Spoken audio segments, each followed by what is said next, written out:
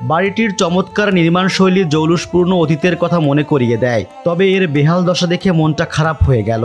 সর্বত্রই অবহেলার ছাপ, যেন দেখার কেউ নেই। দোতলা ভবনটিতে আগে শিক্ষা কার্যক্রম চলত, ঝুঁকিপূর্ণ হওয়ায় পরিত্যক্ত ঘোষণা করা হয়েছে। এখন পাশেই একচালা ঘরে ক্লাস হয়।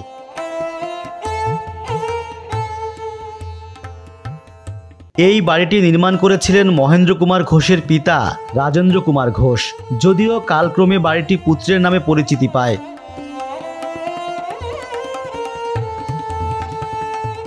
মহেন্দ্র কুমার ঘোষ 1889 সালের 1 অক্টোবর বাগেরহাটের টাউন নোয়াপাড়ায় জন্মগ্রহণ করেন। 3 ভাইয়ের মধ্যে তিনি ছিলেন বড়।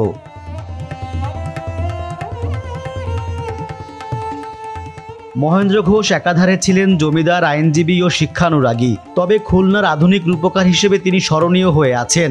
প্রথমে খুলনা মিউনিসিপ্যালিটির ভাইস চেয়ারম্যান এবং পরে চেয়ারম্যান হিসেবে দায়িত্ব পালন করেন। জানা যায় তিনি টানা 2 দশক নগরপিতার দায়িত্ব পালন করেছেন। এই সময়টায় খুলনার উন্নয়নে অগ্রণী ভূমিকা পালন করেন। মহেন্দ্র ঘোষ ভারতে চলে যাওয়ার পর বাড়িটি হাত বদল হয়।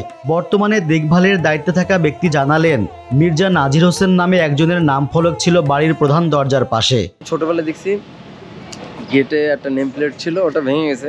ওখানে মির্জা নাজির হোসেন ছিলেন লেখা ছিল, কিন্তু মূলত প্রথম যে জমিদার বাড়ি ছিলেন ওনার নাম ছিল মহেন্দ্র ঘোষ।